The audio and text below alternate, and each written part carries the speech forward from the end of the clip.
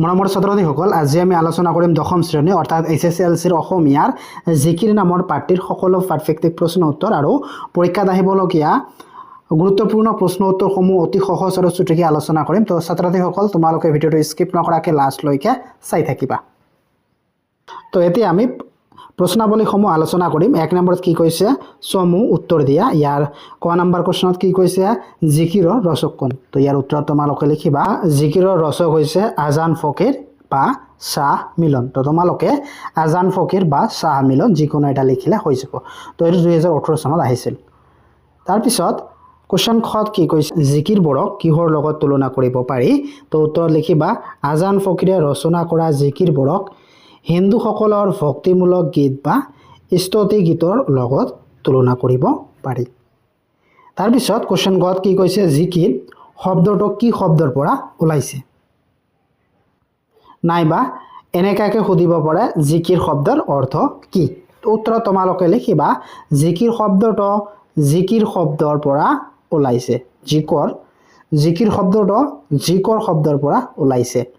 জিকিৰ অৰ্থ হ'ল স্মৰণ কৰা। জিকিৰৰ অৰ্থ কি? স্মৰণ কৰা। জিকিৰ শব্দটো জিকৰ শব্দৰ পৰা ওলাইছে আৰু জিকৰ শব্দটোৰ অৰ্থ হ'ল স্মৰণ কৰা। তাৰপিছত কোৱেশ্যন ঘত কি কৈছে, আজান ফকীৰৰ আচল নাম কি আছিল? তো উত্তৰত তোমালোকে লিখিবা, আজান ফকীৰৰ আচল নাম আছিল শাহ মিলন। তো এনেকা ধৰণৰ প্ৰশ্ন আহে। তো চোৱা, এইটো 2020 চনত আহিছিল আৰু এইটো 2023 চনত আহিছিল। তাৰপিছত কোৱেশ্যন ওৱাত কি কৈছে, মমিন শব্দৰ অৰ্থ কি? এইটো ভেৰি ইম্পৰ্টেণ্ট কুৱেশ্যনছ।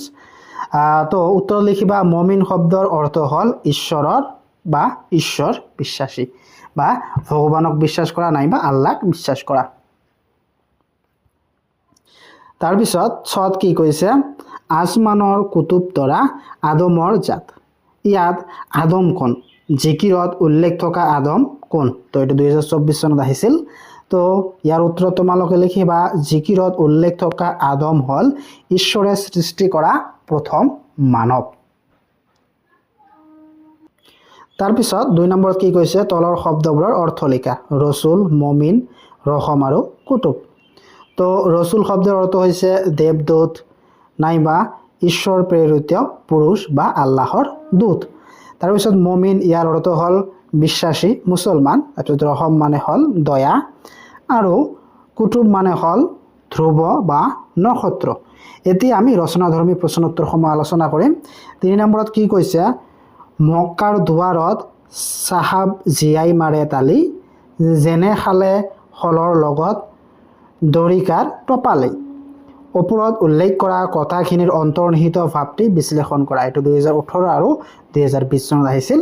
তো উত্তৰত তোমালোকে লিখিবা, মক্কা হৈছে ইছলাম ধৰ্মাৱলম্বীসকলৰ পবিত্ৰ ধৰ্মস্থান। প্ৰতি বছৰৰ বহুতো লোক এই ঠাইলৈ তীৰ্থ কৰিবলৈ যায়, কিন্তু সেই স্থান দৰ্শন কৰিলেই ধৰ্ম নহয় বা মুক্তি লাভ নহয়। মোক্ষ বা মুক্তি লাভ কৰিবলৈ মানুহ মমিন অৰ্থাৎ ঈশ্বৰৰ বিশ্বাসী হ'ব লাগিব। যদিহে মানুহ মমিন মানে কি, ঈশ্বৰৰ বিশ্বাসী নহয় আৰু ভাল বেয়া বিচাৰ কৰি নচলে, তেন্তে তীৰ্থলৈ গ'লেও মোক্ষ লাভ কৰিব নোৱাৰে। মন আৰু আত্মাক পবিত্ৰ নকৰি মক্কালৈ যোৱা মানে দৰিকণা মাছে শাল আৰু শলৰ লগত যুঁজিবলৈ যোৱাৰ দৰে মূৰ্খামি। এনেদৰে উক্ত কথাফাঁকিৰ জৰিয়তে কবিয়ে মানুহৰ মূৰ্খামিৰ কথাকেই সূচাইছে। তাৰপিছত 4 নম্বৰত কি কৈছে, ব্যাখ্যা কৰা। ইয়াৰ কত কি কৈছে, পানী মৰে পিয়াসত, অগ্নি মৰে জাৰত, খোদা ৰচুল লুকাই আছে মমিনৰ আঁৰত। তো এইটো 2016 চনত আহিছিল। তো ইয়াৰ উত্তৰত তোমালোকে লিখিবা, উদ্ধৃত কবিতা ফাঁকি অসমীয়া সাহিত্যৰ চয়নিকা অন্তৰ্গত আজান ফকীৰে ৰচনা কৰা জিকিৰ নামৰ কবিতাটিৰ পৰা তুলি দিয়া হৈছে। ঈশ্বৰৰ অস্তিত্ব বিৰাজমান যে প্ৰত্যেক মানুহৰ অন্তৰতে, সেয়া উক্ত কবিতা ফাঁকিৰ দ্বাৰা বুজোৱা হৈছে। মানুহ বৰ নিৰ্বোধ, সেয়ে ঈশ্বৰ যে প্ৰত্যেকজন ঈশ্বৰ বিশ্বাসী ব্যক্তিৰ হৃদয়তে বিৰাজমান, সেই কথা উপলব্ধি কৰিব নোৱাৰে। পানীয়ে তৃষ্ণা নিবাৰণ কৰাৰ আৰু জুইৰ প্ৰচণ্ড দহন শক্তি আছে, কিন্তু পানী আৰু জুয়ে নিজৰ নিজৰ ক্ষমতা বা গুণাগুণৰ বিষয়ে অৱগত নহয়। ঠিক তেনেদৰে মূৰ্খমতী মানুহে নিজৰ অন্তৰতে যে ঈশ্বৰ বিৰাজ কৰি আছে সেই কথা উপলব্ধি কৰিব নোৱাৰি হাবাথুৰি খায়। তাৰপিছত খত কি কৈছে? মক্কাৰ দুৱাৰত চাহাব ত্ৰিবেণীৰ খাট, বেহাব নোৱাৰে তাত মামাই ফেটে পাঠ। নাইবা এনেকাকৈ সুধিব পাৰে। 17 আৰু 22 চনত আহিছিল, খোদা ৰচুল লুকাই আছে নকৰা বিচাৰ, ইস্কাৰ দুৱাৰত বন্ধ মাৰিলা সঞ্চাৰ। তো ইয়াৰ উত্তৰত তোমালোকে লিখিবা, উদ্ধৃত কবিতাফাকি আজান ফকীৰৰ দ্বাৰা ৰচনা কৰা জিকিৰ নামৰ গীতটিৰ পৰা তুলি দিয়া হৈছে। এই সংসাৰত মানুহৰ যে মায়ামোহত আবদ্ধ হৈ ঈশ্বৰৰ বিমুখ হৈ আছে সেয়া বুজাবলৈ কবিয়ে উক্ত কবিতাফাকিৰ অৱতাৰণা কৰিছে। ভাৰতবৰ্ষত প্ৰয়াগ নামে ঠাইত গংগা, যমুনা আৰু সৰস্বতী নামৰ 3খন নদী মিলিত হৈছে। নদী 3খন মিলিত হোৱা স্থানখনক ত্ৰিবেণী ঘাট বুলি কোৱা হয়। হিন্দুসকলে ত্ৰিবেণী ঘাটক তীৰ্থস্থান বুলি ভাবি প্ৰতি বছৰ তালৈ তীৰ্থ কৰিবলৈ যায়। ঠিক তেনেদৰে মক্কা হৈছে মুছলমানসকলৰ ত্ৰিবেণী ঘাট অৰ্থাৎ পুণ্যস্থল। তালৈ প্ৰতি বছৰে লাখ লাখ মানুহৰ তীৰ্থ কৰিবলৈ যায়। তীৰ্থ কৰিবলৈ মানুহৰ পাপ মোচন হয় আৰু পুণ্য সঞ্চয় হয়, অৰ্থাৎ মানুহে মোক্ষ লাভ কৰিব পাৰে। পুণ্য সঞ্চয় মাত্ৰ সেই সকল লোকৰ বাবেহে সম্ভৱ হয় যিসকল সংসাৰত মায়ামোহৰ পৰা মুক্ত। কিন্তু মানুহৰ বৰ নিৰ্বোধত সিহঁতে বিষয় ভাৱনা লিপ্ত থকাৰ বাবেই তীৰ্থ কৰিও পুণ্য সঞ্চয় বা মোক্ষ লাভ কৰিব নোৱাৰে। তাৰপিছত গত কি কৈছে? সজাৰ মইনাটিৰ অনেক জোখন দেতি, দেওমাৰি পাৰ হ'লে এৰিলে পিৰিতি। এইটো 2019 চনত আহিছিল। তো ইয়াৰ উত্তৰ তোমালোকে লিখিবা, উদ্ধৃত কবিতাফাকি অসমীয়া সাহিত্য চয়নিকাৰ অন্তৰ্গত আজান ফকীৰৰ দ্বাৰা ৰচিত জিকিৰ নামৰ কবিতাটিৰ পৰা উদ্ধৃত কৰা হৈছে। মানৱ জীৱন যে অস্থায়ী সেয়া উদ্ধৃত কবিতাফাকিৰ দ্বাৰা বুজোৱা হৈছে। মানৱ জীৱন অনিত্য অৰ্থাৎ ক্ষণস্থায়ী। কোনো মুহূৰ্তত মানুহৰ শৰীৰৰ পৰা আত্মা ওলাই গুচি যায়গৈ সেয়া কোনেও নাজানে। আত্মা এবাৰ গুচি গ'লে দ্বিতীয়বাৰৰ সেয়া উভতি নাহে। ঠিক সজাত বান্ধি কৰি বসা মইনা চৰাই এটিৰ দৰে সজাৰ মইনা চৰাই এটি যদি কোনো প্ৰকাৰেই সজাৰ পৰা ওলাই যাব পাৰে তেন্তে সি আৰু দুনাই ঘূৰি নাহে। সেয়ে কবিয়ে বুজাব বিচাৰিছে যে মানুহে সংসাৰত অনিত্যতাত অনুধাৱন কৰি মায়ামোহত আবদ্ধ নাথাকি ঈশ্বৰৰ চিন্তাত আত্মনিয়োগ কৰা উচিত। তাৰপিছত ঘৰত কি কৈছে? দেওমাৰি পাৰ হৈ জীৱন আছে চাই, চোৱা চোৱা জীৱসকল ভেলেৰে বিলাই। এইটো 2020 চনত আহিছিল। তো উত্তৰ লিখিবা, উদ্ধৃত কবিতাফাকি আজান ফকীৰৰ দ্বাৰা ৰচিত জিকিৰ নামৰ কবিতাটিৰ পৰা তুলি দিয়া হৈছে। অস্থায়ী মানৱ জীৱন যে দুঃখ যন্ত্ৰণাৰে মায়ামোহৰে ভৰপূৰ তাকেই উক্ত কবিতাফাকিৰ দ্বাৰা বুজোৱা হৈছে। মানৱ জীৱন অনিত্য অৰ্থাৎ ক্ষণস্থায়ী। কোন মুহূৰ্তত মানুহৰ শৰীৰৰ পৰা আত্মা ওলাই গুচি যায়গৈ সেয়া কোনেও নাজানে। আত্মা গুচি গ'লে দ্বিতীয়বাৰৰ সেয়া উভতি নাহে। ঠিক সজাত বন্দী কৰি ৰখা মইনা চৰাই এটিৰ দৰেই সজাৰ মইনা চৰাই এটি যদি কোনো প্ৰকাৰে সজাৰ পৰা ওলাই যাব পাৰে তেন্তে সি আৰু দুনাই ঘূৰি নাহে। সেয়ে কবিয়ে বুজাব বিচাৰিছে যে মানুহে সংসাৰত অনিত্যত অনুধাৱন কৰি মায়ামোহত আবদ্ধ নাথাকি ঈশ্বৰৰ চিন্তাত আত্মনিয়োগ কৰা উচিত। তাৰপিছত অঙত কি কৈছে? আসমানৰ কুতুব তৰা আদমৰ জাত, সজাত মইনা আছে ঘনে লগাই মাত।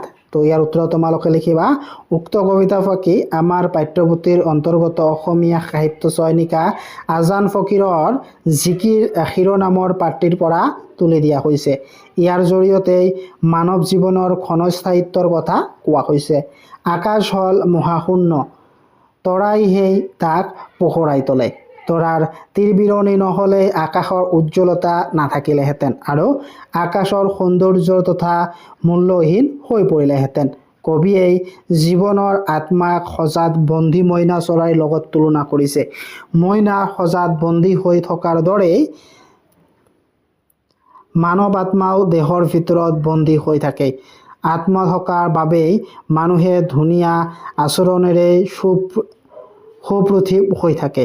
মইনা সজাৰ পৰা উৰি গুচি গ'লে যেনেদৰে সজাটো মূল্যহীন হৈ পৰে, একেদৰে আত্মা নাথাকিলেও মানৱ দেহ কোনো মূল্য নাথাকে। আমাৰ দেহৰূপী সজাৰ পৰা মইনাৰূপী আত্মা ওলাই যোৱাৰ পাছত দেহটোৰ কোনো অস্তিত্ব নোহোৱা হয়। অৰ্থাৎ প্ৰাণ স্পন্দন থকালৈকেহে জীৱদেহৰ অস্তিত্ব থাকে। সেয়াই এনে দেহৰ সুখত মত্ত হৈ আল্লাহক স্মৰণ কৰিবলৈ পাহৰি যোৱাটো অনুচিত বুলি কবিয়ে কৈছে। তাৰপিছত 5 নম্বৰত কি কৈছে? চমু টোকা লিখা আজান ফকীৰ। তো ইয়াৰ চমু টোকা লিখিব কৈছে।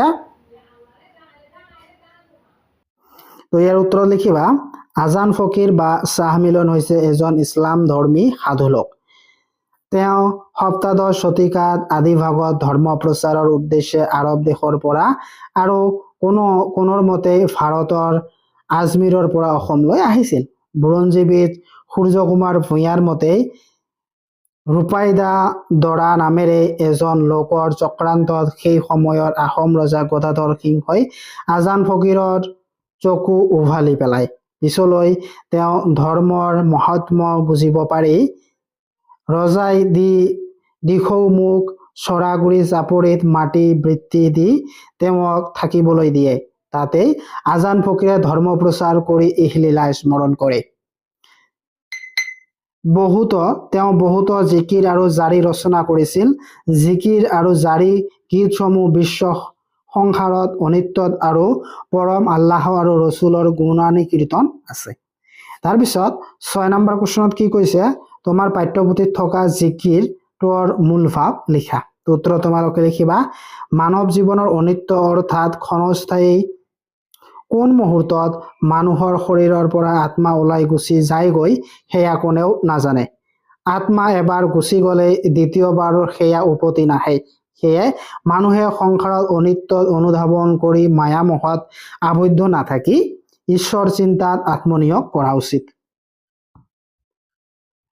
তাৰপিছত 7 নম্বৰ কুৱেশ্যনত কি কৈছে? জিকিৰসমূহত ইছলাম ধৰ্মৰ কি কি কথা প্ৰকাশ পাইছে? এইটো 2023 চনত আহিছিল।